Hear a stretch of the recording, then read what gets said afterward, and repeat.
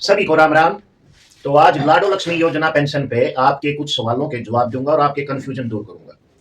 बहुत से माताओं बहनों की पेंशन आईडी बनने के बाद भी पेंशन नहीं आ रही और बहुत से फार्म सबमिट और कंप्लीट पे अटके हुए, और जब समाज कल्याण विभाग में जाते हैं तो बताते हैं कि समाज कल्याण विभाग वाले मदद नहीं करते। लेकिन मैं आज आपके सामने प्रूफ के साथ प्रूफ दिखाऊंगा कि समाज कल्याण विभाग के अधिकारी आपकी मदद करते हैं। और एक हमारे सब्सक्राइबर उनके पास पहुंचे थे और मैं आपको प्रूफ भी दिखाऊंगा कि उन्होंने उसकी पूरी मदद की। तो सबसे पहले तो मैं आपको बता दूं कि मैटर क्या है। मैटर था एक हमारे सब्सक्राइबर जो मेवात जिले से थे, उनकी नवंबर में पेंशन आईडी बन गई। पेंशन आईडी नवंबर में बन गई, लेकिन उनकी पेंशन अकाउंट में एक भी नहीं आई। अकाउंट में उनके में एक भी पेंशन नहीं आई। और स्टेटस पे जब चेक करते तो अकाउंट भी एक्सेप्टेड था, सब कुछ ठीक था, डीबीटी भी लिंक थी, केवाईसी भी हुई थी बैंक में, फैमिली आईडी में भी कोई प्रॉब्लम नहीं थी।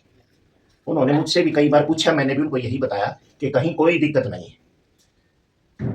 फिर जब लास्ट में उनके में कोई समस्या नहीं मिली तो मैंने उनको बोला कि आप एक बार समाज कल्याण विभाग चले जाए।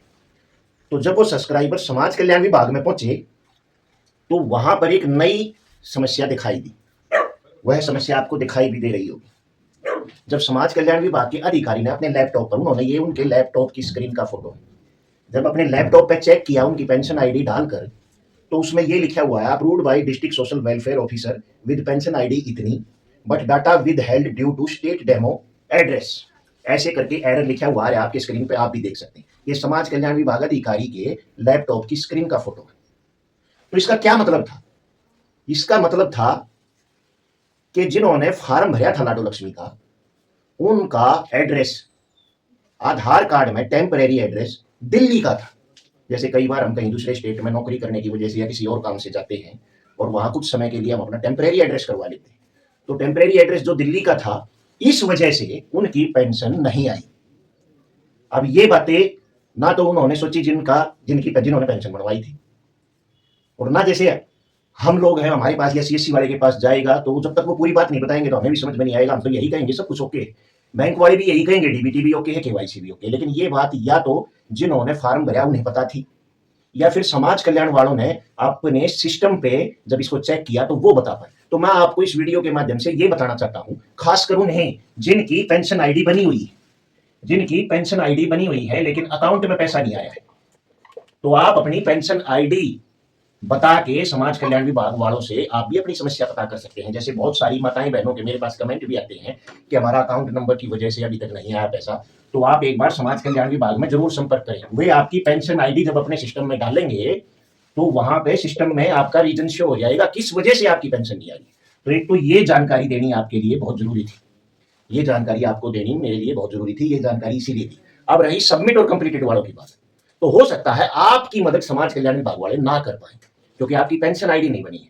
जब तक पेंशन आईडी नहीं बनती तब तक समाज कल्याण विभाग के पास आपका डाटा नहीं पहुंचा है, आपका डाटा एक प्राइवेट कंपनी के पास है। पेंशन आईडी बनने के बाद आपका डाटा भी पहुंच चुका है, जैसे और पेंशनों का पहुंच जाएगा, बुढ़ापा पेंशन या विधवा औरों का होता है, वैसे ही आपका भी डाटा। तो जिनकी पेंशन आईडी बन चुकी और पेंशन नहीं आ रही, वो अपने समाज कल्याण में जाकर के पता कर सकते हैं। और सबमिट और कंप्लीटेड वाले जिनका फॉर्म सबमिट पर रुका हुआ है या कंप्लीट पर काफी समय से रुका हुआ है, वो आप एक बार अपने एडीसी ऑफिस में जाकर के पता कर लें। एडीसी ऑफिस में जाकर के आपको पता करना है। और फिर आज हो गई है 29 तारीख, 29 जनवरी। इस महीने के सिर्फ 3 दिन बचे। जितनी भी मेरी माताओं बहनों ने अभी तक लाइव फोटो नहीं किया है, वो अपना लाइव फोटो जरूर कर दें। इस महीने में 31 तारीख तक अपना लाइव फोटो जरूर कर दें, वरना अगली पेंशन उनकी अटक जाएगी, फिर दिक्कत होगी, फिर उनके बार बार कमेंट्स भी आएंगे और उनको परेशानी होगी कि हमारा पैसा नहीं आया। तो इसीलिए समय रहते आप जनवरी की फटाफट 31 तारीख तक अपना लाइव फोटो जमा कर दें। 1 बार कर दें, 2 बार कर दें, 4 बार कर दें। यदि आपके पास मैसेज नहीं आता है तो अपने आधार कार्ड में आप अपना ईमेल आईडी जुड़वा ले। मैंने वीडियो भी बना रखी है। आप अपने आधार कार्ड में जैसे मोबाइल नंबर जुड़ा होता है वैसे ही ईमेल आईडी जुड़वा ले, ताकि आपको सक्सेसफुल का भी मैसेज मिले और फेल्ड का भी मैसेज मिले। तो आज आपको यही जानकारी देनी थी कि समाज कल्याण विभाग के अधिकारी भी आपकी मदद कर सकते हैं, लेकिन पेंशन आईडी आपकी बनी हुई होनी चाहिए। तो ये जानकारी आज आपको देनी थी। फिर भी कोई दिक्कत आती है तो आप मुझे कमेंट कर सकते हैं, मैं आपके कमेंट का जवाब जितना भी मुझे पता है जरूर दूंगा। तो सभी को राम राम, जय हिंद, जय भारत, जय हरियाणा।